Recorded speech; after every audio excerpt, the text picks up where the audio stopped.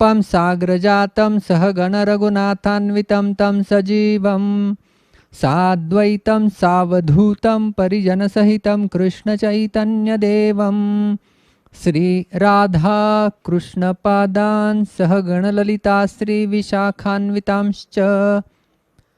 हे कृष्ण करुणा सिंधो दीनबंधो जगत्पते गोपेश गोपिका कांत राधा कांत नमस्तुते।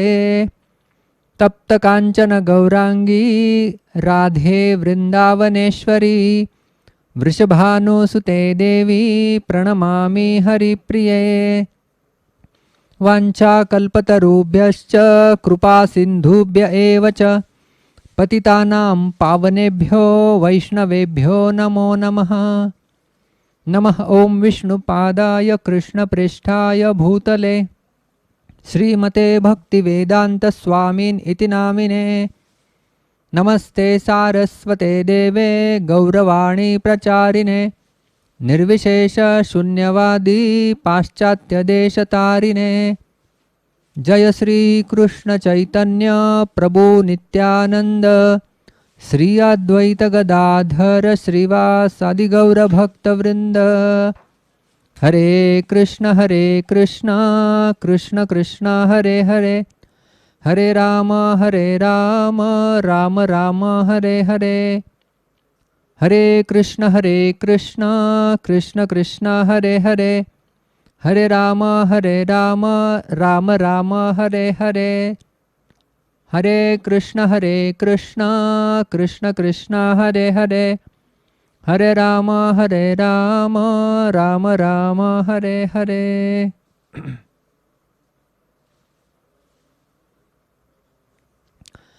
हरे कृष्णा। सभी भक्तों का स्वागत करना चाहेंगे हम नित्य चैतन्य चरितामृत के हमारे 38वें दिवसीय सत्र में। हम अंत्यलीला चर्चा कर रहे हैं और कल हमने 2 अध्यायों की चर्चा की, अध्याय 13 और 14। 13वें अध्याय में हमने देखा कि किस प्रकार से महाप्रभु जब भगवान से विरह अनुभव किया करते थे तो उनका शरीर पतला और लंबा हो जाता था, और जब वो उसी अवस्था में सोते थे तो उन्हें जमीन पर वो सोते थे केवल केले के छिलके के ऊपर, तो तकलीफ होती थी। तो जगदानंद पंडित और उन्होंने सोचा कि क्यों न रुई और एक नया वस्त्र लाया जाए और महाप्रभु को दिया जाए, और उन्होंने दिया भी गोविंद को। तो महाप्रभु क्रोधित हो जाते हैं और उसका स्वीकार नहीं करते हैं। और स्वरूप दामोदर फिर दूसरी युक्ति निकाल के जो केवल केले के जो पत्ते होते हैं नाखून से उसे काट के ज़्यादा संख्या में उन्हें जो महाप्रभु के बहिर्वस्त्र में बांधकर उसकी एक छोटी सी रजाई जैसा बनाते हैं, उसका फिर महाप्रभु स्वीकार करते हैं। और उसके पश्चात जगदानंद, इनका वृंदावन जाने का कई समय से जो है वो मन में था, लेकिन महाप्रभु ने अनुमति नहीं दे रहे थे। तो वो पुनः जब जाते महाप्रभु से अनुमति मांगते हैं तो महाप्रभु कहते हैं कि आप मुझसे क्रोधित हो गए इसलिए जाना चाहते हैं, अभी मत जाओ।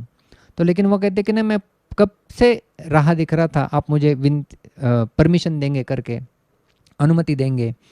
तो नहीं देते महाप्रभु। फिर जगदानंद पंडित स्वरूप दामोदर से कहते हैं कि कृपया मांगिए, मेरी ओर से प्रस्ताव रखिए। फिर महाप्रभु जो अनुमति दे देते हैं, लेकिन समझा देते हैं कि क्या करना है, कैसे वृंदावन में जाना है। वाराणसी तक जाना है, अकेले जा सकते हैं, लेकिन उसके आगे कोई क्षत्रिय रक्षक होना चाहिए, नहीं तो लुटेरों का भय वहाँ पर रहेगा। और कहा कि यहाँ वहाँ व्रजवासियों के संग ज़्यादा करो मत, केवल सनातन गोस्वामी के साथ ही दर्शन करो धाम का, और जल्दी आ जाना, बहुत ज़्यादा समय तक रुकना नहीं। तो इस प्रकार से वो जाते हैं, वहाँ पे सनातन गोस्वामी से मिलते हैं। सनातन गोस्वामी उन्हें 12 वनों का वर्णन कराते हैं, दर्शन कराते हैं। और उसके पश्चात जो है वो एक बार जगदानंद सनातन गोस्वामी को प्रसाद के लिए बुलाते, तो सनातन गोस्वामी एक लाल वस्त्र माथे पे बांध के गए हुए थे। तो मुकुंद सरस्वती, इन्होंने वो लाल वस्त्र उनको दिया था। तो ये पूछते हैं कि ये किसने दिया, तो कहते मुकुंद सरस्वती ने। तो और गुस्सा हो जाते हैं और हंडी लेके मारने के लिए भागते। तो सनातन गोस्वामी कहते हैं कि चैतन्य महाप्रभु के प्रति आपका कितना प्रेम है वो आज यहाँ पर प्रदर्शित किया है आपने, और मैं ये किसी और को दे दूंगा। तो इस प्रकार से सनातन गोस्वामी जब वो वापस जा रहे होते जगन्नाथपुरी, तब रासस्थली की वालू और पीलू फल, गुंजामाला और गोवर्धन शिला, ऐसे 4 वस्तुएं देते हैं, और फिर वो आ जाते हैं वापस। सारे भक्तों को उल्लास हो जाता है जगन्नाथपुरी में। सारे भेंट वस्तुएं महाप्रभु अपने पास रखते हैं और पीलू के फल बाकी लोगों को बांट देते हैं। कुछ लोग जानते थे कैसे खाना है चूज कर, कुछ लोग नहीं जानते थे, वो चबा के खाए, उनकी जिह्वा जल गई और ऐसी एक पीलू की एक लीला हो गई वहाँ पर। तो उसका वर्णन हमने किया था। और ये जगदानंद पंडित का वृंदावन गमन एक वर्णन आया है 13वें अध्याय में। दूसरा वर्णन आता है जब महाप्रभु ऐसे ही यमेश्वर टोटा जा रहे थे, एक देवदासी गान कर रही थी और क्योंकि वो जो गान था वो गीत गोविंद का एक पद था, इसलिए महाप्रभु आकर्षित हो जाते हैं और भागते हैं। तो उन्हें पता नहीं कि स्त्री गा रहे कि पुरुष गा रहे, और जब गोविंद उनके पीछे भागते हैं और उनको पकड़ लेते हैं और कहते हैं, चिल्लाते हैं कि स्त्री गा रही है, तो महाप्रभु कहते हैं कि बहुत अच्छा हो गया, आपने मेरे जीवन की रक्षा की है, नहीं तो पता नहीं क्या हो जाता। तो ये एक वृत्तांत हमने 13वें अध्याय में देखा था। और उसके पश्चात रघुनाथ भट्ट गोस्वामी, ये किस प्रकार से जो है वो वाराणसी से महाप्रभु को मिलने के लिए निकले हुए हैं। रास्ते में उन्हें रामदास विश्वास बंगाल में मिल जाते हैं। रामदास विश्वास जो होते हैं वो बहुत बड़े विद्वान पंडित होते हैं, शिक्षक होते हैं, काव्य प्रकाश नाम के ग्रंथ को पढ़ाते रहते हैं, लेकिन राम का नाम भी जप करते रहते हैं, लेकिन मुमुक्षु रहते हैं। अंदर में उन्हें जो है वो निर्विशेषवादी थे और भगवान का दिव्य रूप इसके ऊपर उनका विश्वास नहीं था। तो इसलिए महाप्रभु की कृपा तो उन्हें नहीं मिली। लेकिन जो रघुनाथ भट्ट गोस्वामी वो जब पुरी में आते हैं तो महाप्रभु की प्रचुर मात्रा में उन्हें कृपा मिलती है। वो 8 महीने तक वहाँ पर रहते हैं और महाप्रभु जो है वो उन्हें आज्ञा देते हैं कि आप विवाह नहीं करना और घर पे जाओ, अपने वृद्ध माता पिता की सेवा करो। इस प्रकार से वो वहाँ पर सेवा करते हैं। और जब वृद्ध माता पिता 4 साल के बाद देहावसन उनका हो जाता है तो पुनः जगन्नाथपुरी में आते हैं, महाप्रभु से मिलते हैं और पुनः 8 महीने के लिए वहाँ पर रहते हैं।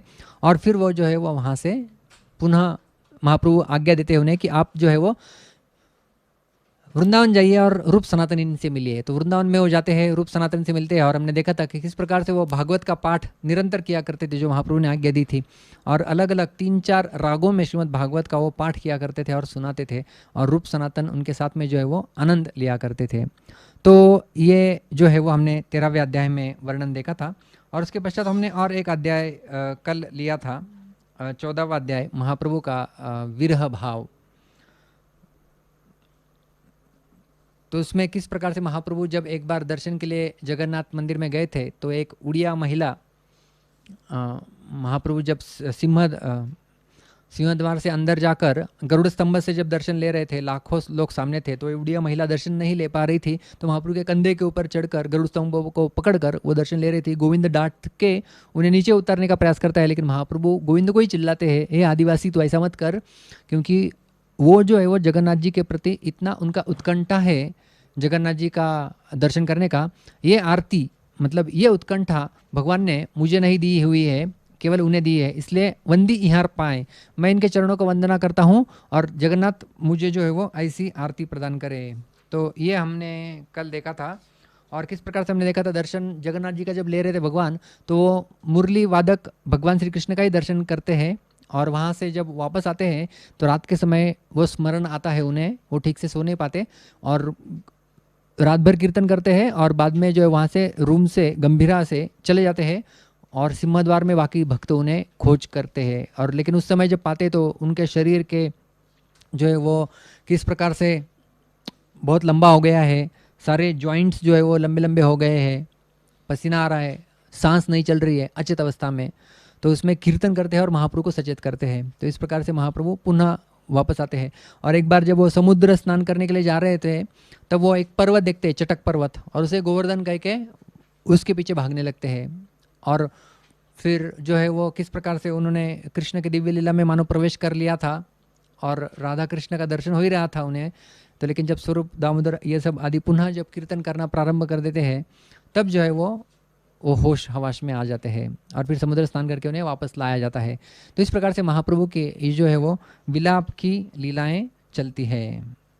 तो आज हम प्रारंभ करते हैं हमारा अध्याय 15, जिसका शीर्षक है महाप्रभु का दिव्य उन्माद। बहुत सुंदर अध्याय है ये। जय जय श्री चैतन्य जय नित्यानंद जय अद्वैत चंद्र जय गौर भक्त वृंद। पहले श्लोक में कविराज गोस्वामी बहुत सुंदर बताते हैं, दुर्ग में कृष्ण भावाब्धौ निमग्नो उन्मग्न चेतसा गौरेण हरिणा प्रेम मर्यादा भूरि दर्शिता। दुर्ग में कृष्ण भाव अब्धौ, जो भगवान के प्रति जो दिव्य भाव है, भाव वो उनका एक समुद्र है। कृष्ण के प्रति जो भाव है, उन भाव का एक समुद्र है और वो बहुत ही कठिन है समझना। दुर्ग में कृष्ण भावाब्धौ निमग्न उन्मग्न चेतसा, और उस भाव में जो है वो निमग्न है और उन्मत्त चित्त है उनका। कौन? गौरेण हरिणा, मतलब श्री चैतन्य महाप्रभु जो स्वयं भगवान हरि है, क्या किया उसने में वो निमग्न है, उसका आस्वादन कर रहे हैं। और प्रेम मर्यादा भूरि दर्शिता, प्रेम की सर्वोच्च सीमा क्या होती है उसका उन्होंने इस जगत को प्रकटीकरण किया है, जिसे समझना बहुत ही मुश्किल है। तो इस प्रकार से जो है कविराज गोस्वामी प्रारंभ करते हैं। एई मत महाप्रभु रात्रि दिवसे आत्मस्फूर्ति नाही कृष्ण भावावेशे। इस प्रकार से जो है वो महाप्रभु भावावेश में रहा करते थे और रात और दिन बिताते थे। दिन के समय में तो जगन्नाथ जी का दर्शन, नृत्य, कीर्तन, प्रसाद आदि क्रियाएं, स्नान आदि क्रियाएं किया करते थे। और रात्रि के समय में स्वरूप दामोदर और राय रामानंद इनके साथ बैठ के केवल वो कृष्ण लीला कथा उसका जो है वो चर्चा किया करते थे। बाकी कुछ जगह पर उनका मन नहीं लगता था। बताया जाता है कि चैतन्य महाप्रभु 3 अवस्थाओं में रहा करते थे। सबसे पहला उनका अवस्था था वो है भावमग्न अवस्था, मतलब दिव्य भाव में उन्मादित वो मग्न अवस्था में रहते थे, जहाँ वो कृष्ण और राधा रानी इस प्रकार से उनके लीलाओं में निमग्न रहा करते थे, वो है दिव्य भावावस्था। दूसरी थी उनकी अर्धबाह्य अवस्था, वो आधा सचेत और आधा अचेत इस प्रकार से होते थे। और तीसरी है पूर्ण बाह्य अवस्था। पूर्ण बाह्य मतलब जिस प्रकार से हमारी पूर्ण बाह्य चेतना होती है कि हम कार्य कर रहे हैं, मैं क्या कर रहा हूँ, मैं सुन रहा हूँ, मैं बोल रहा हूँ, उसके बारे में सचेत रहते हैं, वो है पूर्ण बाह्य अवस्था। और कविराज गोस्वामी कहते हैं उनका जो बाकी क्रियाकलाप थे वो तो केवल ऐसे ही शरीर धर्म से चला करते थे, लेकिन उनका प्रमुख कार्य था वो था लीलाओं का आस्वादन और उसमें मग्न रहना। स्नान दर्शन भोजन देह स्वभावे होय, कुमारेर चाकये न सतत फिराए। कहते हैं कि जैसे कुम्हार का चाक घूमता है ना, कुम्हार का चाक हमने देखा होगा, और उसके ऊपर जो मिट्टी का घड़ा बनाया जाता है, तो कुम्हार का चाक एक बार घुमा दिया जाए तो घूमता रहता है, घूमता रहता है, घूमता रहता है। तो उसी प्रकार से महाप्रभु का जो शारीरिक कर्म था, स्नान दर्शन भोजन देह स्वभाव है, ये अपने आप कुम्हार का चाक जैसे घूमता था वैसे अपने आप हो जाता था। उनका उसकी तरफ ध्यान भी नहीं रहा करता था। जैसे कुम्हार का ध्यान नहीं रहता है, चक्का फिर रहा है, उसका ध्यान होता है वो बर्तन को आकार देने में, और बीच में एक आधी बार घुमा देता है तो अपने आप घूमता रहता है। तो इसी प्रकार से महाप्रभु का स्नान भोजन ये सब जो है वो केवल जो है वो शरीर के देह धर्म के हिसाब से हुआ करता था। एक बार की बात बताते हैं कविराज गोस्वामी। एक दिन करे न प्रभु जगन्नाथ दर्शन, जगन्नाथ देखे साक्षात व्रजेंद्र नंदन। महाप्रभु जगन्नाथ जी का दर्शन करने के लिए जाते हैं और जगन्नाथ जी का दर्शन करते करते उन्हें साक्षात कृष्ण मुरली बजाने वाले व्रजेंद्र नंदन उनका दर्शन हो जाता है। तो भगवान श्री कृष्ण के 5 गुण महाप्रभु के 5 इंद्रियों को मानो आकर्षित कर रहे थे। तो सबसे पहले ये 5 जो है वो हमें हमारे स्तर पे समझना चाहिए, बाद में हम चैतन्य महाप्रभु के स्तर पे चले जाएंगे। 5 तन मात्राएं होती है जिन्हें कहते हैं शब्द, स्पर्श, रूप, रस, गंध। ये 5 तन मात्राएं होती हैं जो जो जो इस सृष्टि में रहती है। जैसे पंच महाभूत होते हैं, हमारी पंच इंद्रियां होती है, 5 ज्ञानेंद्रिया, 5 कर्मेंद्रिया, पंच महाभूत और ये 5 तन्मात्राएं करके 20 वस्तुएं बनती है। तो ये 5 तन्मात्राएं शब्द, स्पर्श, रूप, रस, गंध और हमारी 5 इंद्रियां जो इनके साथ आस्वादन करती है, हमारा नाक, हमारी जिह्वा, हमारी आंखें, हमारे कान और हमारी त्वचा। तो ये है हमारी 5 इंद्रियां जो इन 5 तन्मात्राओं का आस्वादन करती है। जैसे नाक के लिए गंध हो गया, कान के लिए शब्द हो गए, जिह्वा के लिए रस हो गया, त्वचा के लिए स्पर्श हो गया, और क्या बचता है, आँख के लिए रूप हो गया। तो इस प्रकार से 5 तन्मात्राएं और 5 हमारे इंद्रियां, इनका जो है वो संयोग से जो संयोग होता है और इससे हमें ज्ञान भी प्राप्त होता है और रसास्वादन भी होता है किसी वस्तु का। तो मनुष्य स्तर पे हमारे सारे इंद्रियां इन तन्मात्राओं के पीछे भागती रहती है, और किसके लिए, स्वयं की संतुष्टि के लिए। और इसे कहते हैं हमारे ये 5 इंद्रिय है और इनका तृप्त कराना चाहते हैं, इसलिए उसे कहते हैं इंद्रिय तृप्ति। तो इंद्रिय तृप्ति शब्द कहाँ से आया है? हमारे इंद्रिय हैं 5 इंद्रिय और वो तन्मात्राओं के साथ संयोग से तृप्त करना चाहते हैं, उसे कहते हैं इंद्रिय तृप्ति। तो हम इस भौतिक संसार में इंद्रिय तृप्ति के पीछे भागते रहते हैं और ये 5 जो है वो हमें खींचते रहते हैं अलग अलग दिशाओं में। आँख कहता है चलो आज ये देखो, कान कहता है चलो आज इसे सुनो, जिह्वा कहती है चलो आज हमें इसे चखना है, और त्वचा कहती है आज ये नया स्पर्श मुझे अनुभव करना है। तो इस प्रकार से हमारी 5 इंद्रियां 5 अलग अलग दिशा में खींचती रहती है। और इस प्रकार से एक हितोपदेश में श्लोक आता है, पतंग मातंग कुरंग भृंग मीन हता पंच भिरेभ्य पंच एकम प्रमाति स कथम न हन्यते यः सेवते पंच भिरेभ्य पंच। तो उसमें बताया गया है कि ये 5 पशु पक्षियों का उदाहरण दिया गया है, जिसमें ये 5 पशु पक्षी अपनी इंद्रियों को तृप्त करने के लिए जाते हैं और अपनी जान गंवा बैठते हैं। पतंग सबसे पहला है जो मॉथ, मतलब बारिश के दिन में वो कीड़े आते हैं, वो अग्नि की लौ की तरफ आकर्षित हो जाते हैं, वो अपनी आंखों से आकर्षित हो जाते हैं और उसमें अपनी जान गंवा बैठते हैं। भृंग मतलब भौरा, वो भी फूल में अपने नासिका को सुगंध लेने के लिए बैठ जाता है और उसे पता भी नहीं चलता कि कब शाम हो गई, सूरज ढल गया, कमल बंद हो गया और अपनी जान वहाँ पे गंवा बैठता है। दूसरा आता है हिरन। हिरन जो है वो भागता रहता है, इतना भाग सकता है तेजी से, वो शेर से भी अपनी जान बचा लेता है, लेकिन जब शिकारी जो है वो बहुत अच्छी सी धुन बजाता है तो वो स्तब्ध होकर खड़ा रहता है और कानों को तृप्त करने के पीछे रुक जाता है और वहाँ पे जो है वो उसे छेदन किया जाता है, उसका हृदय शिकारी के द्वारा। अगला है मीन। मीन करता था मछली। मछली जो पानी के अंदर भगवान ने सब कुछ दिया हुआ है मछली के लिए, लेकिन जो मछुआरा है वो अलग कुछ डाल देता है, बेट जिसे कहते हैं, अलग उसे खाने के लिए, और जो मछली है वो उसकी तरफ आकर्षित हो जाती है और उसका भी जो है वो अपनी जान गंवा बैठती है। और अगला बचता है हाथी। हाथी जो है वो अपने स्पर्शेंद्रियों के द्वारा पकड़ा जाता है। तो मादा हाथी का स्पर्श करा के उसे लेके जाया जाता है और नीचे गड्ढा किया रहता है, उसमें जाली रहता है और उसके अंदर जो है वो भागते भागते जाता है उस स्पर्श को पुनः प्राप्त करने के लिए, और पकड़ा जाता है और फिर उसे सर्कस में लेके जाया जाता है। तो इस प्रकार से ये कहते हैं कि पतंग मातंग कुरंग भृंग मीन हता पंच भिरेभ्य पंच, ये 5 जो है वो अपने एक एक इंद्रियों की तृप्ति के लिए भाग रहे हैं और अपनी जान गंवा बैठते हैं। तो ऐसा एक व्यक्ति है जो 5 के 5 इसमें प्रबल है और 5 के 5 उसे भगाते हैं। वो कौन है? वो है मनुष्य। यह सेवते पंच भिरेभ्य पंच, जो 5 का सेवन करना चाहता है। तो इस प्रकार से ये 5 इंद्रियां हमारे इन 5 तन्मात्राओं के साथ स्पर्श करा के तृप्त होना चाहती है, लेकिन वो तृप्त तो नहीं हो पाती, उल्टी अपनी जान गंवा बैठती है। तो अभी यहाँ पर जो हम लोग देखने वाले हैं, भगवान श्री कृष्ण के शब्द स्पर्श रूप रस गंध, ये 5 दिव्य गुण, और चैतन्य महाप्रभु वो कहते हैं कि चैतन्य महाप्रभु ने जैसे ही दर्शन देखा जगन्नाथ जी का, उन्हें कृष्ण का स्मरण हुआ और मानो कृष्ण व्रजेंद्र नंदन कृष्ण को देख रहे थे, और उनकी दशा ऐसी हो जाती है कि उनकी 5 इंद्रियां और भगवान के ये 5 शब्द स्पर्श रूप रस गंध वो मिल जाते हैं, और अवस्था ऐसी विकट है। महाप्रभु बताते हैं कि मानो मेरा मन एक घोड़ा है और मन एक घोड़ा है और ये 5 इंद्रियां इस घोड़े के ऊपर सवार हो रही है।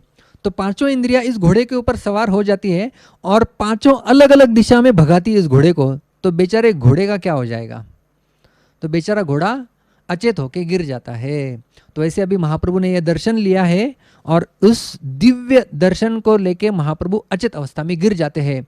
कितना भी स्वरूप दामोदर आदि सब थे, उन्हें पता था कीर्तन किया जाता है तो महाप्रभु सचेत हो जाते हैं। काफ़ी समय कीर्तन किया, लेकिन महाप्रभु जो है वो सचेत अवस्था में नहीं आते हैं। तो सारे भक्त उन्हें उठाकर घर पे लेके आते हैं, और जब घर पे लाया जाता है तब महाप्रभु अर्धबाह्य अवस्था में आ जाते हैं थोड़े, और स्वरूप दामोदर और राय रामानंद इनको गले गले बिलक के रोने लगते हैं, क्योंकि कृष्ण के साथ उन्हें विरह महसूस हो रहा था। जैसे एक नवविवाहित वधू जो होती है, जब उसे विदाई देने का समय आता है, आपने भी देखा होगा शादी में, तो वो नवविवाहित वधू जो है वो अपनी माँ, अपने पिता अपने भाई बहन सहेलियां इनसे अभी विदा लेने वाली है और कई नए घर पे जाने वाली है, तो उससे जो है वो उनका विरह उसे सहन नहीं होता और गले बिलक के वो लोग रोते हैं। मेरी बहन की शादी में जब मैं था तो मैंने देखा था वो सब दृश्य, सारे रोते हैं शादी होने के बाद। अरेंज मैरिज में ऐसा होता है नॉर्मली। तो गले बिलक कर रोया जाता है, विरह सहन नहीं हो रहा है इसलिए सब रोते हैं। और इसलिए आपने देखा होगा कि पुराने ज़माने में प्रथा थी कि लड़की की सहेलियां भी जो है उसके साथ में जाया करती थी कुछ दिन के लिए, ताकि उसे सांत्वना दे, उसे जो है वो मायके की ज़्यादा याद नहीं आए। तो इस प्रकार से स्वरूप दामोदर और राय रामानंद ये जो है वो महाप्रभु को सांत्वना दे रहे थे और महाप्रभु उनसे गले बिलक कर रोते हैं। स्वरूप रामानंद ए दुईजन लैया विलाप करें दुहार कंठे ते धरिया, कंठ पकड़ पकड़ कर जो है महाप्रभु रो रहे होते हैं। फिर राधा रानी जो भगवान कृष्ण को नहीं मिल पा रही है इसलिए जो व्याकुलता प्रस्तुत करती है विशाखा देवी को, तो विशाखा देवी का राधा कृष्ण लीलाओं में एक विशेष स्थान है। वो हमेशा राधा और कृष्ण इनको मिलाने का प्रयास करती रहती है। यदि राधा रानी मान लीला करती है तो कुछ ना कुछ प्रकार से कृष्ण से मिलाना चाहती है, और जब कृष्ण दूर होते हैं और राधा रानी वियोग में है तो राधा रानी विशाखा के साथ जो है वो बातचीत करती है और विशाखा उनका मन बहलाती है। तो इस प्रकार से जब श्रीमती राधा रानी कृष्ण से विरह अनुभव करती है तब वो विशाखा से कुछ बातचीत करती है। वही श्लोक जो राधा रानी विशाखा से कहती है वही श्लोक महाप्रभु उच्चारण करते हैं और राय रामानंद और स्वरूप दामोदर उनको वो व्याख्या सुनाते हैं। तो कविराज गोस्वामी ने और एक बहुत सुंदर किताब लिखी है, जैसे चैतन्य चरितामृत कविराज गोस्वामी द्वारा लिखी थी, सारे भक्त उसका आस्वादन कर रहे हैं, वैसे उन्होंने राधा कृष्ण लीलाओं के ऊपर और एक किताब लिखी है जिसका नाम है गोविंद लीलामृत। उस गोविंद लीलामृत का एक श्लोक यहाँ पे महाप्रभु जो है वो बताते हैं और उसका बंगाली में कई सारे श्लोकों में उसका अर्थ समझाते हैं। तो वो संस्कृत श्लोक हम नहीं पढ़ेंगे, लेकिन यहाँ पे श्लोक 15 से आगे जो है वो इनका वर्णन आता है। तो क्या चल रहा है अभी, राधा रानी अपनी अवस्था विशाखा देवी को बता रही है और मतलब चैतन्य महाप्रभु वही अवस्था से जा रहे हैं। तो जो मैंने मन और घोड़ों का उदाहरण दिया वही उदाहरण अभी श्रीमती राधा रानी विशाखा देवी के सामने प्रस्तुत करती है। कृष्ण रूप शब्द स्पर्श सौरभ्य अधर रस यार माधुर्य कह ननायाय देखे लोभे पंच जन एक अश्व मोर मन चढ़ी पंच पांच दिके धाय। थोड़ा बहुत समझ में आ गया होगा आपको, बहुत सुंदर ये लय है। कृष्ण रूप शब्द स्पर्श सौरभ्य अधर रस, ये कृष्ण के 5 गुण बताए गए। कृष्ण रूप, शब्द, स्पर्श, सौरभ्य का अर्थ है गंध और उनका अधर रस मतलब रस। यार माधुर्य कह ननायाय, इनकी मधुरता का वर्णन किया ही नहीं जा सकता। देखे लोभे पंच जन, जब इन्हें देख लेता है तो 5 जन मतलब हमारी 5 इंद्रियां, राधा रानी कहती है मेरी 5 इंद्रियां उनके तरफ आकर्षित हो जाती है। और एक अश्व मोर मन, मेरा मन घोड़ा तो एक ही मेरे पास, चढ़ी पंच पांच दिके धाय, ये 5 इंद्रियां इस एक मन रूपी घोड़े के ऊपर सवार हो जाती है और 5 अलग अलग दिशाओं में भागना का प्रयास करती है। सखी है सुन मोर दुखेर कारण, हे सखी हे विशाखे मेरे दुख का कारण अभी आप सुनो। मोर पंचेंद्रिय गण महालंपट दस्यु गण सबे कहे हर पर धन, ये जो 5 लोग हैं ये 5 पंचेंद्रिया जो है ये बहुत कपटी है और ये जो है वो लंपट कहा गया इन्हें, मतलब ये असंयम, इनका अपने ऊपर संयम नहीं है। और क्या करते हैं, सब कहे, क्या कह रहे सब लोग, हर पर धन, दूसरे का धन लूटो, मतलब किसका, कृष्ण का। जो कृष्ण के जो 5 गुण हैं वो उनका अद्भुत मधुरिमा है और उनको जाके लूटो, ऐसे ये 5 मेरे इंद्रिया कह रहे हैं। एक अश्व एक क्षणे पांच पांच दिके टाने एक मन कांदिते याय, एक काल सब टाने गेले घोडार पराणे एई दुःख सहन नायाय। एक अश्व एक क्षण है, अरे एक अश्व है, घोड़ा एक है, 5 जन इसके ऊपर बैठ जाएंगे और 5 अलग अलग दिशा में जाएंगे तो घोड़े का क्या हो जाएगा। ए मन कांदीते, या घोड़ा रो रहा है, मतलब मेरा मन अभी रो रहा है। एक काल सबेटाने गेल घोड़ार पर आने, सारे एक साथ खींच रहे, ये खींच रहा है, वहां खींच रहा है, कृष्ण के शब्द की तरफ आकर्षित हो रहा है मेरे कान, कृष्ण के रूप की तरफ आकर्षित हो रहे हैं मेरी आंखें, सारे अलग अलग दिशाओं में खींच रहे हैं। और हो क्या जा रहा है, बेचारा घोड़ा गेला घोड़ार पर आने, घोड़ा मर गया। और क्या हो गया, ए दुख सहन ना याय, मैं इस दुख को सहन नहीं कर पा रही हूँ। और अभी ये जो सर्वाकर्षक कृष्ण, उनका वर्णन किया गया है। इंद्रिय, मेरे इंद्रियों ने घोड़े को मार दिया है, लेकिन मैं इंद्रियों को दोष देती हूँ। जो इसके घोड़े के ऊपर सवार है, क्या इंद्रिया दोषी है वास्तव में? बिल्कुल नहीं। ये इसमें इंद्रियों का क्या दोष, वो तो सारे कृष्ण के 5 दिव्य गुणों का दोष है, जो मेरे 5 इंद्रियों को आकर्षित करके हरना चाहते हैं। इंद्रिय न करी रोष, यहाँ सबार कहाँ दोष, कृष्ण रूपाधीर महा आकर्षण। रूपाधी 5 टाने, गेल घोडार पराणे, मोर देह नारो है जीवन। मेरे इंद्रियों का कुछ दोष नहीं है, यहाँ सबार कहाँ दोष, क्या दोष है इनका? कृष्ण रूपाधीर महा आकर्षण, कृष्ण का जो है वो दिव्य आकर्षण, दिव्य स्वरूप है, उसका दोष है। वो इन्हें खींच लेता है, रूपाधी 5 टाने, 5 दिशाओं में खींचता जाता है, खींचता जाता है। गेला घोड़ार पर आने, मेरा मन रूपी घोड़ा, उसका प्राण चला गया है। मोर देह नार है जीवन, मेरा भी जीवन ही नहीं रह रहा है। और अभी ये जो 5 जो चीज़ें खींच रही है, उनका वर्णन किया जा रहा है। सबसे पहला कृष्ण के दिव्य रूप का वर्णन, जो रूप क्या कैसे खींच रहा है। कृष्ण रूपामृत सिंधु, तारत रंग बिंदु, एक बिंदु जगत डुबाय, त्रिजगत यत नारी, तार चित्त उच्च गिरी, तहा डुबाय आगे उठी धाय। कृष्ण रूपामृत सिंधु, कृष्ण जो है वो रूप अमृत के सिंधु है, और तहार तरंग बिंदु, उनके तरंगों की एक बूंद जो है वो एक बिंदु जगत डुबाए, उनके तरंगों की एक बूंद सारे जगत को डुबाने के लिए काफी है। और त्रिजगत यत नारी, तीनों लोकों में जितनी सारी स्त्रियां हैं, तार चित्त उच्च गिरी, जो अपने आप को कोई योगी नहीं समझती होगी और कहती है कि मुझ पे कुछ असर नहीं होगा इस रूप का, उसको वो पहाड़ के रूप जैसा चित्त है उनका, और एक बूंद आती है कृष्ण के रूप की और उसको लांग के आगे चली जाती है। तहा डुबाए आंखें उठी धाय, उसे भी डुबा देती है। मतलब कोई ऐसा इस संसार में नहीं है जो कृष्ण के रूप को देखकर उनकी तरफ आकर्षित नहीं हो पाएगा। अभी कृष्ण के शब्द, ये तो हो गया रूप। अभी कृष्ण के शब्द कैसे है? कृष्णेर वचन माधुरी, नाना रस नर्मधारी, तार अन्याय कथन न याय, जगतेर नारी काणे, माधुरी गुणे बांधी टाने, टाना टानी काणेर प्राण या। कृष्णेर वचन माधुरी, भगवान श्री कृष्ण के वचन कर्णों के लिए मानो इतने अमृत के समान है, नाना रस नर्मधारी, और उनके खास करके जो परिहास करने वाले शब्द है वो तो और भी मधुर। तार अन्याय कथन ना याय, वो शब्दों का अन्याय, क्या हमारे ऊपर अन्याय करते हैं उसका तो बारे में मैं वर्णन ही नहीं कर सकती। जगतेर नारी काणे, माधुरी गुणे बांधी टाने, टाने का अर्थ है खींचना।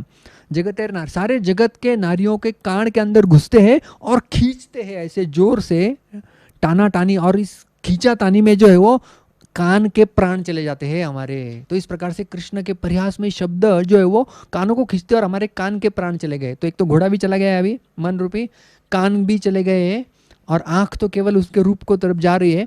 और अभी कृष्ण के स्पर्श, उसका वर्णन करते हैं। कृष्ण अंग सुशीतल, की कहिमु तार बल, छटाय जिने कोटिंदु चंदन, सशैल नारी रवक्ष, ताहा आकर्षिते दक्ष, आकर्षय नारी गणमन। कृष्ण अंग सुशीतल, भगवान श्री कृष्ण का जो अंग है वो अतीव सुशीतल, बिल्कुल ही शीतल है। कि कहिमु तार बल, उसके बल के बारे में मैं क्या कहूँ। छाटाई जी ने कोटिंदु चंदन, कोटि चंद्रमा, चंद्रमा को शीतल माना गया है। चंदनम शीतलम लोके चंदनादपि चंद्रमा, चंदन इस जगत में शीतल माना जाता है। चंदन यात्रा में हम भगवान को चंदन लगाते हैं, तो चंदन इस संसार में सबसे शीतल है, और चंदन से भी शीतल है चंद्रमा। चंद्रमा और भी अधिक शीतल है। तो कहते हैं कि चंदन तो छोड़ दो, कोटिंदु, कोटि इंदु, इंदु मतलब चंद्र, कोटि चंद्रमाओं और सारे जगत का चंदन उसकी शीतलता को भी पार कर देता है। कृष्ण का दिव्य स्पर्श इतना शीतल है, और हमारे वक्षों के आकर्षित कर लेता है, और हमें जब आलिंगन करते हैं, आकर्षे नारी गणमन, सबका मन जो है वो अपनी ओर आकर्षित कर लेते हैं। ऐसा है भगवान का दिव्य स्पर्श। और कृष्ण का गंध कैसा है। कृष्णांग सौरभ्य भर, मृग मद मदहर नीलोत्पलेर हरे गर्वधन जगत नारी रनासा तार भीते पाते वासा नारी गणे करे आकर्षण। कृष्णांग सौरभ्य भर, कृष्ण का गंध जो है वो कैसा है? मृग मद मदहर, जो कस्तूरी, मृग मद मतलब कस्तूरी, कस्तूरी को भी अपना जो अहंकार है उसका भी मद को हरा देता है, ऐसा है भगवान का दिव्य गंध। नीलोत्पलेर हरे गर्वधन, नील उत्पल मतलब नीला कमल, इस संसार में नीला कमल बहुत ही सुगंधी है और बहुत ही सुंदर है ऐसा माना जाता है। तो जो नीला उत्पल है, जो नीला कमल है, उसके भी जो उसे भी जो गर्व हुआ है कि मैं सबसे सुगंधी हूँ, उस गंध, उसके गर्व को भी हरण करने वाला कृष्ण का दिव्य गंध है। जगत नारी रनासा, सारे जगत के नारियों के नथुनों में तार भीतर पीते वासा, उनके नासिका के भीतर वो गंध वास करके रह रहा है। नारी गणे करे आकर्षण, और सबको वो आकर्षित कर लेते हैं अपनी ओर। और जो रसना भगवान श्री कृष्ण का दिव्य अधर रस, कृष्णेर अधरामृत ताते कर्पूर मंद स्मित स्वमाधुर्य हरे नारीर्मन अन्यत्र छाड़ाय लोभ ना पाइले मने क्षोभ व्रज नारी गणेर मूलधन। कृष्णेर अधरामृत, भगवान श्री कृष्ण का दिव्य अधरामृत मतलब उनके ओठों का रस, ताते कर्पूर मंद स्मित, और उन पे जो स्मित मुस्कान है वो मानो उस रस में कर्पूर मिलाने के समान उसकी मधुरी को और बढ़ा रही है। स्वमाधुर्य हरे नारीर मन, और उस मधुरता से सारे नारियों के मन को हर लेते हैं। अन्यत्र छाड़ा यह लोभ, बाकी सारे लोभों को वो छुड़ा देता है। ना पाइले मन एक शोभ, यदि ये रस नहीं प्राप्त होता है तो मन क्षुब्ध हो जाता है। व्रज नारीर गणेर मूलधन, सारे व्रजांगनाओं के जो है वो मूलधन ये भगवान श्री कृष्ण का अधरामृत का रस है। एतक ही गौरहरि दुई जनार कंठ धरी कहे शुन स्वरूप राम राय। कहाँ करो कहाँ याऊं कहाँ गेले कृष्ण पाऊं दुहे मोरे कह से उपाय। अभी महाप्रभु अपनी स्वयं की व्यथा बता रहे। ये राधारानी का श्लोक विशाखा ने जो सुनाया वही महाप्रभु अपनी व्यथा बता रहे कि ये मेरे 5 इंद्रियां कृष्ण के दिव्य 5 रसों की तरफ आकर्षित हो रहे हैं और प्राण चला जा रहा है। ये तो कहीं गौरहरि दुई जनार कंठ धरी, ये गौरहरि कह रहे हैं और स्वरूप दामोदर और राय रामानंद के कंठ पकड़ के कहते हैं कि सुन स्वरूप राम राय, आप सुनिए क्या, कहाँ करूं मैं, क्या करूं, कहाँ जाऊं, कहाँ जाऊं, कहाँ गेले कृष्ण पाऊं, कहाँ जाकर मैं कृष्ण को पुनः प्राप्त कर सकते हो। दुहे मोरे कह से उपाय, आप दोनों मुझे उपाय बताइए, कुछ करूं मैं, कहाँ जाऊं। ए मत गौर प्रभु प्रतिदिने दिने विलाप करें स्वरूप रामानंद सने। इस प्रकार से महाप्रभु जो है वो हर रोज उनका यही कार्य था और विलाप किया करते थे।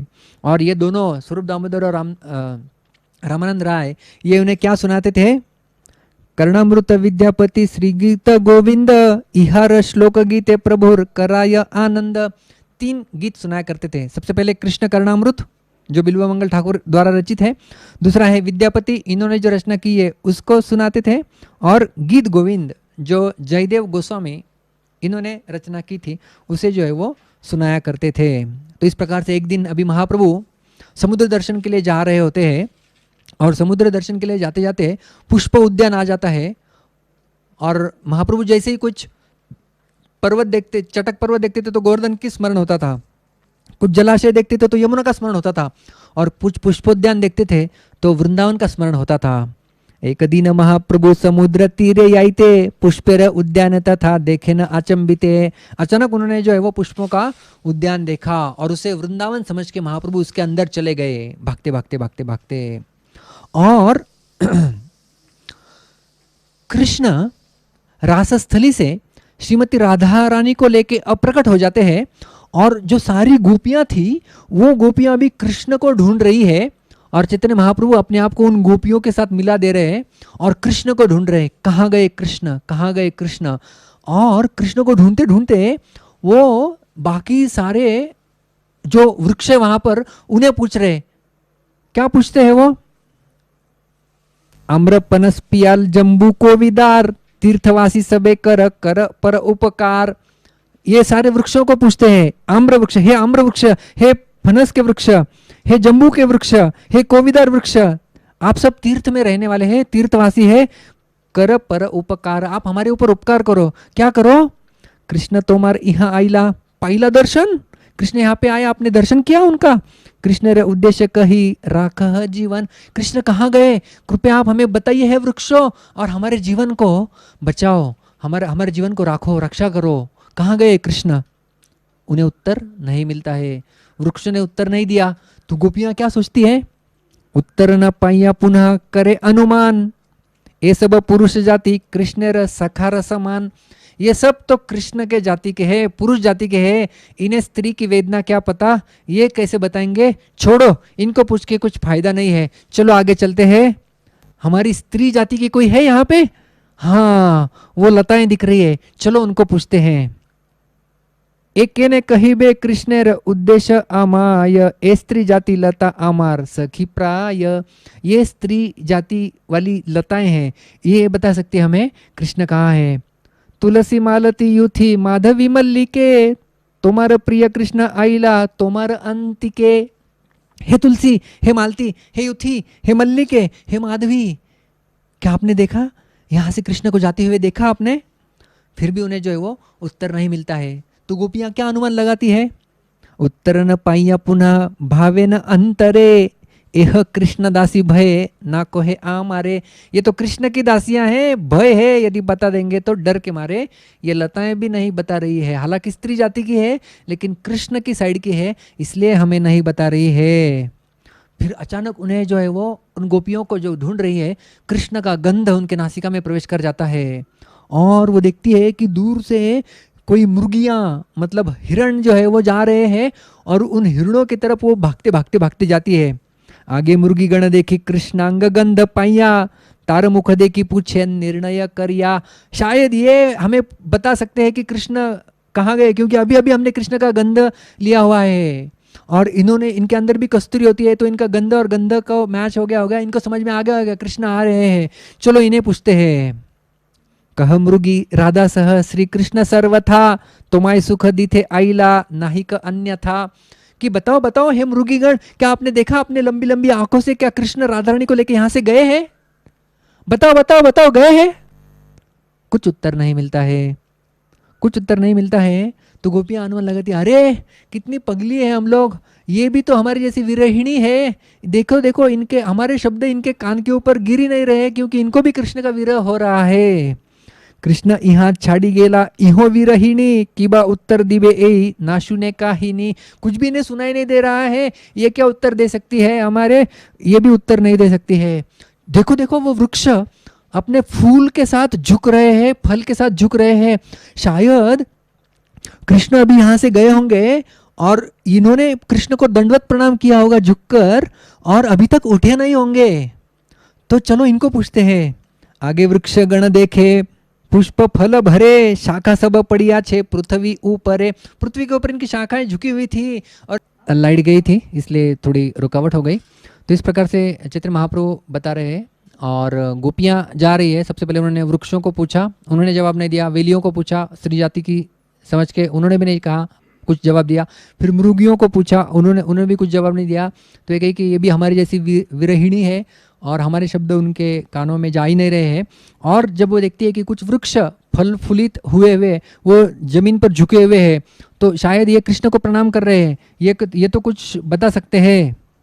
कृष्ण देखी यही सब करे न नमस्कार, कृष्ण गमन पूछे तारे कोरिया निर्धार। चलो चलो इनको पूछते हैं, ये कृष्ण को अभी जो है वो प्रणाम कर रहे होंगे। तुम्हारे प्रणाम की कैराछेन अवधान, किबा नहीं करेन कह वचन प्रमाण। कि आपने जब दंडवत प्रणाम किया कृष्ण को, क्या क्या आपने देखा होगा, अवधान होगा, आप सचेत थे कि कृष्ण कहाँ किस दिशा में जा रहे हैं? क्या आप हमें बता सकते हैं? कृपया बताइए।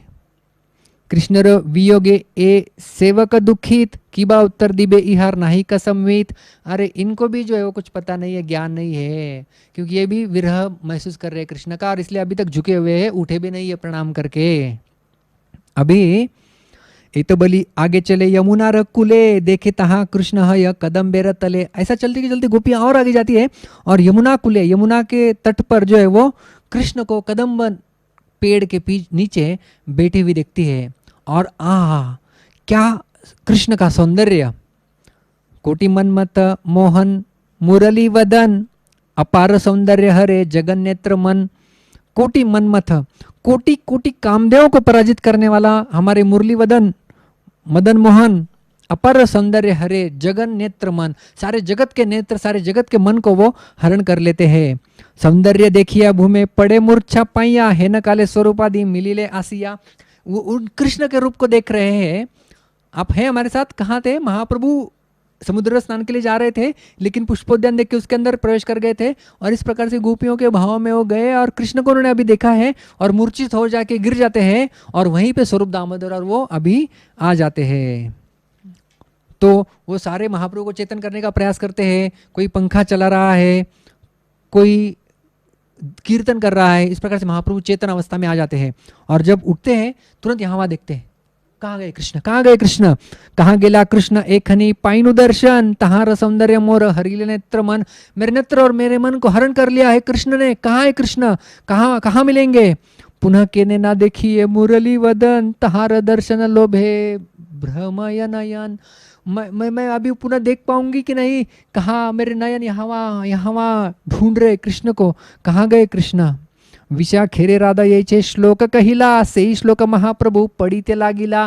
राधा रानी ने विशाखा को इस प्रकार से जब कृष्ण उनके आंखों से ओझल हो गए तो उन्होंने विशाखा देवी को जो श्लोक कहा वही श्लोक महाप्रभु उनको सुनाते हैं और कृष्ण के माधुर्य और सौंदर्य का वर्णन करते हैं। नव घन स्निग्ध वर्ण दलितांजन चिक्कन, इंदिवर निंदी सुकोमल, जिनी उपमान गण हरे सबार नेत्र मन, कृष्ण कांति परम प्रबल। नव घन स्निग्ध वर्ण, मानो नए आए हुए बादल के समान उनका रंग है। दलित अंजन चिक्कणा, मतलब जो चिकना अंजन जो है उसे चूरा किया हुआ है, उस प्रकार से चमकता हुआ उनका कांति है। इंदिवर निंदी सुकुमल, इंदिवर का अर्थ होता है नीला कमल, वही नीलोत्पल, नीले कमल से भी और सुकोमल इनका जो है वो शरीर है। जिन्हीं उपमान गण, सारे उपमाओं के सारे उपमा उनके सामने तुच्छ हो जाती है। हरे सबार नेत्र मन, सबके नेत्र और मन को हरण कर लेते हैं। कृष्ण कांति परम प्रबल, ऐसा है भगवान श्री कृष्ण की दिव्य कांति। अभी राधा रानी एक उदाहरण देती है, कृष्ण किस प्रकार से बादल के समान है और सारे बादल की उपमा आगे आगे आगे बढ़ती जाएगी। कह सुखी की करी उपाय, हे सखी आप उपाय बताओ मैं क्या करूं? कृष्ण अद्भुत बलाहक, मोर नेत्र चातक, ना देखी पिया से मरियाय। कृष्ण जो है वो बादल के समान है, मेरी दो आंखें एक चातक के समान है। चातक केवल स्वाति नक्षत्र के बारिश की बूंदों के ऊपर आधारित रहता है, उसका जीवन बाकी कहीं का जल नहीं पीता। उस प्रकार से मेरे आंखें चातक के समान है और कृष्ण उस बादल के समान है। यदि उस बादल का जो बरसता हुआ पानी यदि मेरे आंखों में नहीं जाएगा तो ये चातक पक्षी मर जाएगा। कुछ उपाय बताओ क्या करूं? और इस बादल में अभी क्या है? बादल होते हैं तो बिजली भी चमकती है। सौदामिनी पीतांबर स्थिर नहे निरंतर, मुक्ताहार बक पाती भाल। इंद्रधनुषी की पाखा ऊपर यदि याचे देखा, आर धनु वैजयंती माल। कितना अद्भुत सौंदर्य का वर्णन है कृष्ण का। सौदामिनी पीतांबर, जो पीतांबर है उस बादल में पीतांबर क्या है? सौदामिनी मतलब बिजली के जैसा है। स्थिर नहे निरंतर, बिजली चमकती है आ जाती है चमकते हुए। मुक्ताहार बकम पाती भाल, जो आकाश अभी बादल के साथ तुलना की है तो जो बादल में हम लोग देखते हैं कि सफेद जो है वो बक का अर्थ होता है बगला, बगले पंक्तियों में उड़ते हुए दिखाई देते हैं। तो इसी प्रकार से बगलों की पंक्तियां मतलब वो जो मुक्ताहार, कृष्ण ने जो हार पहना हुआ है वो मानो बादल के ऊपर बगलों की जो है वो पंक्ति चल रही है। इंद्रधनुष की पाखा, और बादल में इंद्रधनुष भी दिखता है। तो एक इंद्रधनुष हमें दिखाई दिया, क्या है वो? भगवान ने लगाया हुआ शिकी पाखा, मोर पंख। ऊपर दियाचे देखा आर धनु वैजयंती माला, और दूसरा इंद्रधनुष है उनकी वैजयंती माला। तो इस प्रकार से जो है वो बिजली भी दिखाई दी पीतांबर के रूप में और इंद्रधनुष भी दिखाई देगा वो उनका मोरपंख और वैजयंती माला के रूप में। और जो अभी गर्जना होगी बादलों की वो क्या है? मुरली रकल ध्वनि मधुर गर्जन शुनि, वृंदावने नाचे मयूरचय। अकलंक पूर्ण कल लावण्य ज्योत्स्ना झलमल, चित्र ताहते उदय। ये विचित्र चंद्र का अभी यहाँ पे उदय हुआ है बादलों में। क्या है? सबसे पहले बादलों की गर्जना कौन सी है? कौन सी? मधुर गर्जन सुनी। क्या है? मुरलीर कल ध्वनि। मुरली की ध्वनि जो है वो बिल्कुल जो है वो बादलों की जो गर्जना है उसके समान है। और जब उसे सुनते हैं तो वृंदावन नाचे मयूर चय। वृंदावन के मयूर जो है वो ध्वनि को सुन के नाचने लगते हैं। और ये चंद्रमा जो है वो कैसे उदित हुआ है? अकलंक पूर्ण कला। जो चंद्रा होता है हमारा इस संसार का, उसे कलाएं लगती है, मतलब वो कम होता है, बढ़ता है, और उसमें कितने सारे दाग धब्बे भी होते हैं, काला कलंक होते हैं। तो ये जो चंद्र आया है ये बिल्कुल अकलंक है और पूर्ण कला है, पूर्णिमा का पूर्ण चांद के समान लावण्य ज्योत्सना झलमल, इस प्रकार से जो उनका लावण्य चमक रहा है। और जो चंद्रमा होता है और जो बादल है वो कुछ वर्षा भी करते हैं। ये बादल कृष्ण का कौन सी वर्षा कर रहा है? लीलामृत वरिषणे सिंचे 14 भुवने हेन मेघ यबे देख दील। ये लीलामृत कृष्ण लीला की वर्षा कर रहा है और जो सारे 14 भुवन का जो है वो सिंचन करके उन्हें जो है वो बल दे सकता है। हेन मेघ यबे देखा दीला। ये इस मेघ को मैंने अभी देखा है, लेकिन मेरा क्या दुर्भाग्य, दुर्दैव झंझा पवने मेघ नील अन्य स्थाने मरे चातक पीते न पाइल। मेरा चातक पी रहा था, लेकिन क्या हो गया? दुर्दैव से एक हवा का झोंका आया और उस बादल को यहाँ से कहीं और अन्य स्थान पर लेके गया और मरे चातक पीते न पाइल। चातक ने पूरी रूप से पिया भी नहीं और चातक जो है वो मर रहा है। पुनः कहे हाय हाय पड़ पड़ राम राय कहे प्रभु गदगद आख्याने। रामानंद पढ़े श्लोक सुनी प्रभुर हर्ष शोक आपने प्रभु करे न व्याख्याने।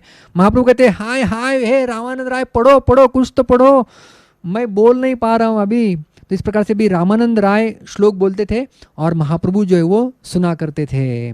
तो रामानंद राय अभी श्रीमद् भागवत का एक श्लोक बताते हैं और उसमें जो जैसे श्रीमती राधारानी गोपिकाओं को बता रही है उसकी व्यथा, और अभी कृष्ण की तुलना कर रहे हैं, पहले बादल से की थी, अभी कृष्ण की तुलना कर रहे हैं एक शिकारी से जो किस प्रकार से आकर्षित कर लेता है और बाद में वध कर देता है पशु पक्षियों का। कृष्ण जी नी पद्मचांद पति आछे मुख फांद ताते अधर मधुस्मित चार। व्रज नारी आसी आसी फांदे पड़े होय दासी छाड़ी लाज पति घर द्वार।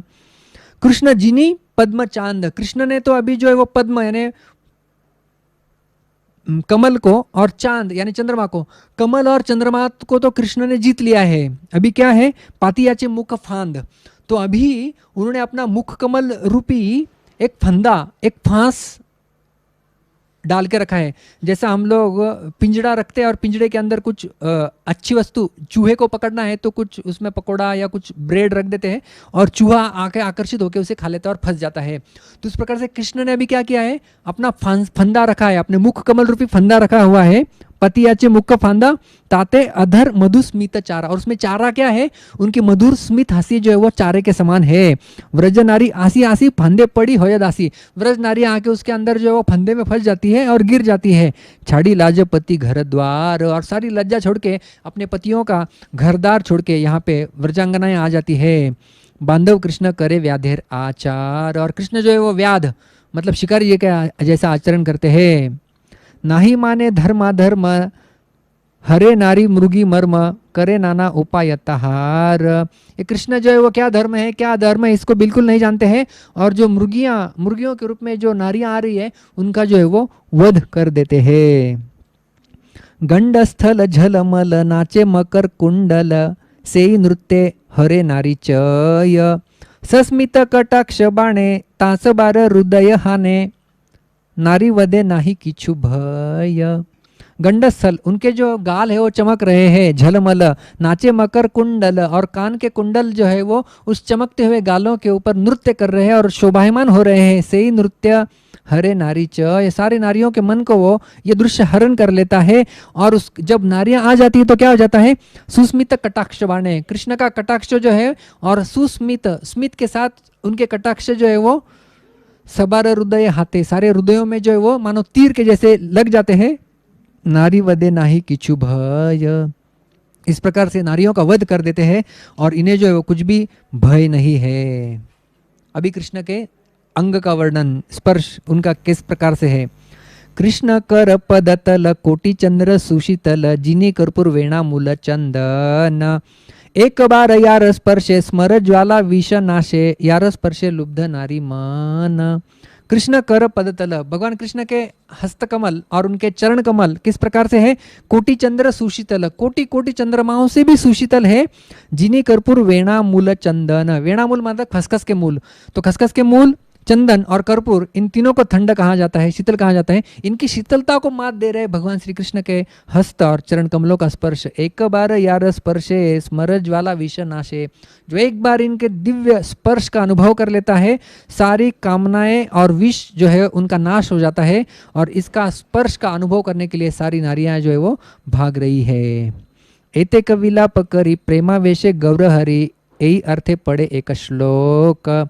सेई श्लोक पड़ी राधा विशाखेर कहे बाधा उद्गाड़िया हृदय शोक। इस प्रकार से प्रेमावेश में गौर हरि चैतन्य महाप्रभु अन्य अन्य श्लोक और एक पढ़ते हैं जो श्रीमती राधा रानी ने विशाखा को अपनी व्यथा का वर्णन करने के लिए कहा था। प्रभु कहे कृष्ण मोई एखन ए पाइनो अपनार दुर्दैवे पुनः हराइनो। मुझे कृष्ण मिले थे लेकिन दुर्दैव के कारण मैंने पुनः उन्हें जो है वो खो दिया है। चंचल स्वभाव कृष्णेर न रह एक स्थाने, देखा दिया मन हरि करे अंतर्धाने। देखो विशाखा, कृष्ण का स्वभाव है जो बिल्कुल चंचल रहता है, वो अचानक प्रकट हो जाते हैं, मन को आकर्षित कर लेते हैं और अंतर्धान हो जाते हैं। बिल्कुल इनके ऊपर जो है वो विश्वास नहीं रखना चाहिए। स्वरूप गोसाई कहेन गाओ एक गीत, याते आमार हृदय होए त संवित। अरे मेरा हृदय सचेत हो जाए, कुछ अच्छा बन जाए, ऐसा कोई गीत गाओ, स्वरूप दामोदर को कहते हैं। और स्वरूप दामोदर गाते हैं गीत गोविंद का एक श्लोक, रासे हरिम इह विहित विलासम स्मरति मनो मम कृत परिहासम। गीत गोविंद का श्लोक है। यहाँ रास नृत्य के स्थल में मैं कृष्ण का स्मरण करती हूँ, जिन्हें परिहास करना तथा लीलाएं करना अत्यंत प्रिय है, उनका मैं स्मरण करती हूँ। रूप गोसाई यबे ए पद गाइला, उठी प्रेमावेशे प्रभु नाचिते लागिला। तो महाप्रभु जब ये पद सुनते हैं तो उठकर जो है वो नृत्य करना प्रारंभ कर देते हैं और सारे अष्ट सात्विक विकार उनके शरीर में प्रकट हो जाते हैं। और महाप्रभु कहते हैं पुनः गाओ, पुनः गाओ। सही पद पुनः पुनः कराय गायन, पुनः पुनः आस्वादय करे न नर्तन। पुनः पुनः महाप्रभु उसका आस्वादन कर रहे हैं, स्वरूप दामोदर गाए जा रहे हैं, महाप्रभु आस्वादन कर रहे हैं और नाचते जा रहे हैं, नाचते जा रहे हैं, नाचते जा रहे हैं। लेकिन नाचते नाचते महाप्रभु जो है वो थोड़े कमजोर हो जाते हैं, बहुत थक जाते हैं।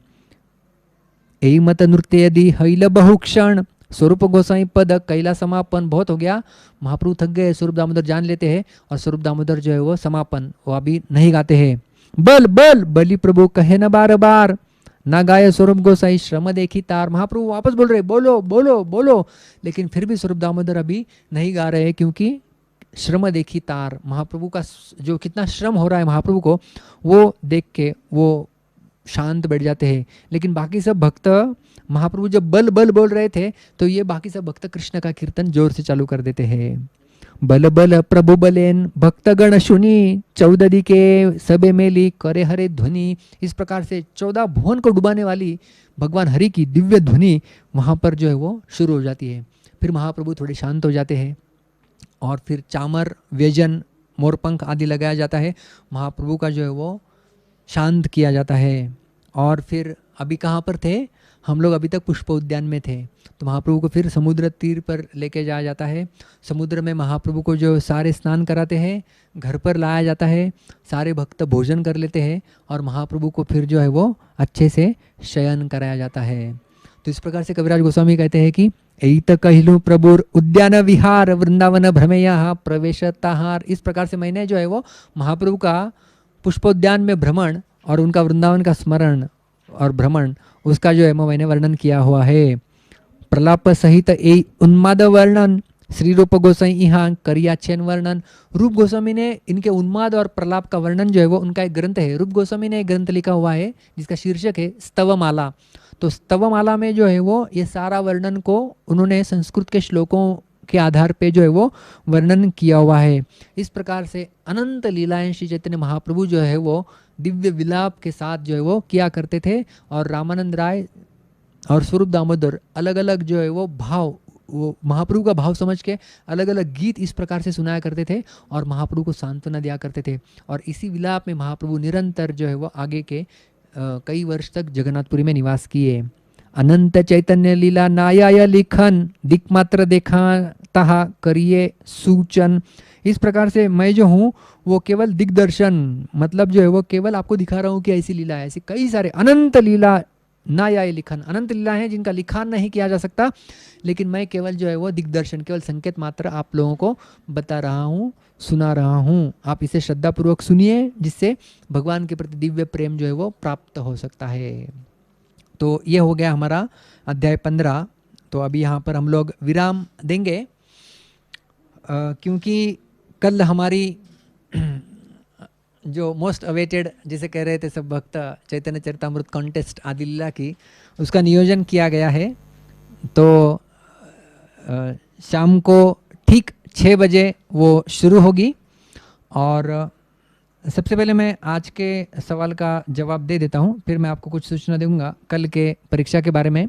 कई भक्त आज का सवाल को लेके बहुत उद्विग्न भी थे और कुछ समझ में नहीं आ रहा था ऐसे कह रहे थे, क्योंकि ये समझ के ऊपर आधारित है।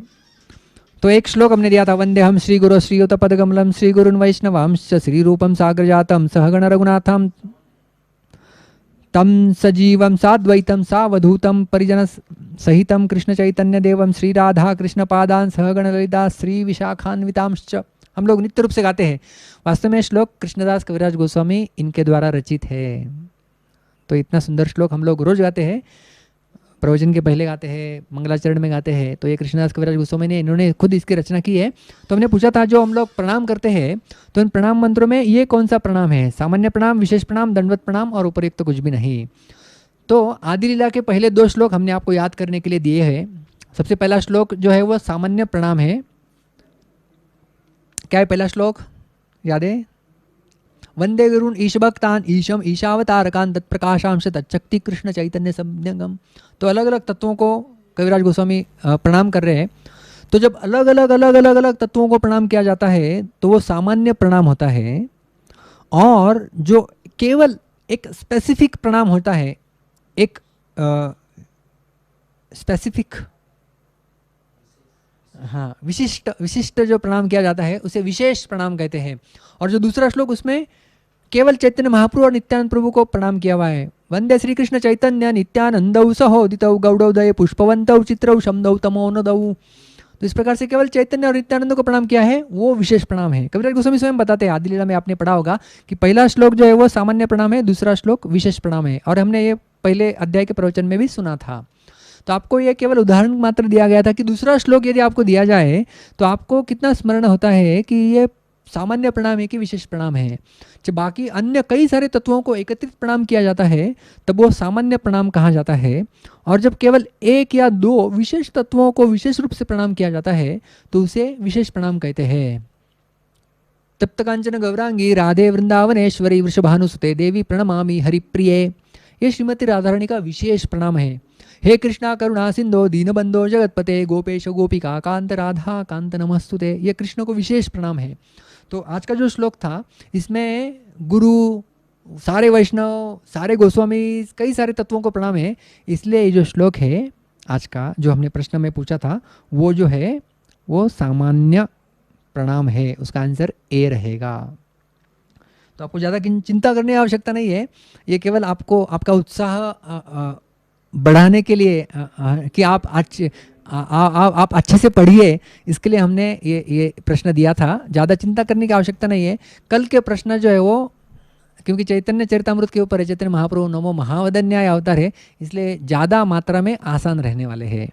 लेकिन थोड़े तो प्रश्न रहेंगे, क्योंकि महाप्रभु ने अपनी कठोरता भी दिखाई थी। छोटा हरिदास को रिजेक्ट किया था, तो थोड़ा कठोर गुण महाप्रभु में थे, ऐसा नहीं है कि नहीं थे। तो इसलिए कुछ कठोर प्रश्न तो रखने ही होंगे, तो रखे हैं हमने। तो ये जो है वो शाम को ठीक 6 बजे शुरू हो जाएगी परीक्षा। आपको प्रश्न होगा कि फिर हमारा जो 5:30 से 6:30 का सत्र, इसलिए वो कल नहीं होगा। उसमें आपको चिंता करने की आवश्यकता नहीं है। कल का सत्र नहीं होगा, केवल परीक्षा होगी। आज हम आपको जल्दी भी छोड़ने वाले थे, लेकिन बीच में लाइट चली गई, तो इसलिए थोड़ा विलंब हो गया। तो 6 से 7 प्रश्न रहेंगे, ऑनलाइन आपको इसे देना है। मोबाइल में देते हैं तो भी चलेगा, लेकिन हम लोग आपको प्रेफरेंस देना चाहेंगे आप इसे सिस्टम पे दीजिए, मतलब लैपटॉप या कंप्यूटर रहेगा तो उसमें क्या होता है, एक ही पेज में सारे 70 प्रश्न आपको दिखने वाले हैं और जब स्क्रॉल करना ऊपर नीचे होना आपको आसान जाएगा। तो यदि आप जो लिंक आपको कल भेजी जाएगी वो निष्क्रिय रहेगी, सुबह भेजी जाएगी, तो ये सक्रिय हो जाएगी शाम को ठीक 6 बजे। तो जब सक्रिय हो जाएगी तो आप क्या कर सकते हैं, उस लिंक को एक तो आपके ईमेल पे भेज के रखिए और ईमेल के द्वारा आप कंप्यूटर में एक्सेस कर सकते हैं। कंप्यूटर में देंगे तो ज़्यादा अच्छा रहेगा। उसमें बाद में हमने ये देखा है कि हाँ, एडवर्टाइज भी लास्ट में आती है लेकिन कम आती है। और दूसरा है कि मोबाइल में भी आप दे सकते हैं ऑनलाइन, लेकिन मोबाइल में क्या व्हाट्सएप चालू रहता है, दूसरे सारे कई सारे विघ्न उसमें आते रहते हैं। और दूसरा ऑप्शन है कंप्यूटर में उसे लाने का, व्हाट्सएप वेब करके एक एप्लीकेशन आता है, वो आप यदि वेबसाइट में व्हाट्सएप वेब टाइप करेंगे तो आपका मोबाइल आप कंप्यूटर के स्क्रीन के साथ सिंक करके आपका व्हाट्सएप आपको लैपटॉप या कंप्यूटर पे दिखेगा। वो लिंक आप वहाँ पे क्लिक करेंगे तो आप वहाँ पर भी जो वो फॉर्म पा सकते हैं, तो उस पर आप क्लिक कीजिए और कंप्यूटर पर आप सॉल्व करेंगे तो ज़्यादा अच्छा रहेगा, ऐसे हमारा सुझाव है। नहीं है तो मोबाइल पे भी चल सकता है, कई भक्तों ने मोबाइल पे मॉक टेस्ट भी दी थी तो आपको अभी अंदाज़ा आ गया होगा। तो 70 प्रश्न है, काफ़ी आसान है, 1 घंटा बहुत समय है। मैंने स्वयं यह परीक्षा दी थी तो केवल 15 मिनट में सारे 70 प्रश्न सॉल्व हो सकते हैं आपके। तो ज़्यादा चिंता करने की आवश्यकता नहीं है, आप भागा दौड़ी मत कीजिए, कुछ है तो कुछ है, क्या हो जाएगा। बिल्कुल आसान प्रश्न है, आधे घंटे में आपका भी पूरा हो जाएगा। लेकिन आखिर में आप सबमिट करना मत भूलिए, कुछ भी हो जाए। और सारे प्रश्न कंपलसरी, आपको किसी का जवाब नहीं आ रहा है तो आपका जनरल नॉलेज, कॉमन सेंस जो पढ़ा है, जो सुना है, ये न के न प्रकार आप उसका उत्तर आप दे दीजिए। और उत्तर देने के लिए आप किसी अन्य उपायों का मदद मत लीजिए। क्या है ना कि आपके पास समय तो है, समय रहेगा तो फिर कुछ लोग वेदाबेस खोलेंगे, चलो देखते हैं वेदाबेस में, चलो देखते हैं इंटरनेट पे कुछ मिलता है क्या, चलो बुक खोल के देखते हैं, थोड़ा समय है तो मेरा जवाब सही है क्या। तो ऐसे अन्य उपकरण, अन्य साधनों का प्रयोग आप मत कीजिए। इसे कहते हैं सेल्फ इंटीग्रिटी, क्योंकि हम लोग तो परीक्षण करने के लिए वहाँ पर सुपरवाइज़र वगैरह नहीं आ सकते, लेकिन परमात्मा सब कुछ देख रहा है, इसे हमें जो है वो अवगत होना चाहिए। तो परमात्मा समझ जाएगा कि क्या है, किस प्रकार से चल रहा है। तो परमात्मा को साक्षी रख के आप जो है वो आप अपनी अपनी जो प्रश्न पत्रिका है उसके जवाब दीजिए। बिल्कुल आपको पैनिक होने की आवश्यकता नहीं है, समय भी काफ़ी रहेगा, प्रश्न भी आसान रहेंगे और आपको मार्क्स भी जैसे मॉक टेस्ट में मिले थे वैसे ही मार्क 1 घंटे के बाद आपको तुरंत सारे मार्क्स, जो भी आपको सर्टिफिकेट मिलना है वो सब जो है वो मिल जाएगा। और जिसका आप राह देखते हैं आंसर की, वो भी हम आपको 1 आध दिन के बाद जो है वो उसकी आंसर की भी हम लोग आपको जो है वो दे देंगे। तो इस प्रकार से कल 6 से 7 हमारा एग्ज़ाम रहेगा। कल का चैतन्य चरितामृत का हमारा नित्य सत्र नहीं होगा, इसको आप ध्यान रखिए। लेकिन कल रविवार है, सोमवार को हमारा नित्य सत्र पुनः चालू हो जाएगा शाम को 5:30 बजे। हमारे अंत्य लीला के अभी केवल 5 अध्याय शेष है, तो हमारा मानस है उन्हें भी हम लोग अच्छे से जो है वो पूरा करें और 3-4 दिन के अंदर हमारे वो अध्याय भी जो है वो पूर्ण हो जाएंगे। तो आप बने रहिए, पूरा अंत्य लीला हम लोग कंप्लीट करने वाले हैं। मिलेंगे हम कल एग्ज़ाम के लिए 6 बजे शाम को, और अगला चैतन्य चरितामृत के सत्र के लिए सोमवार को 5:30 बजे। तब तक के लिए ऑल द बेस्ट और बहुत बहुत धन्यवाद। हरे कृष्णा। ग्रंथराज श्री चैतन्य चरितामृत की जय। कृष्णदास कविराज गोस्वामी पाद की, श्रील प्रभुपाद की जय हो।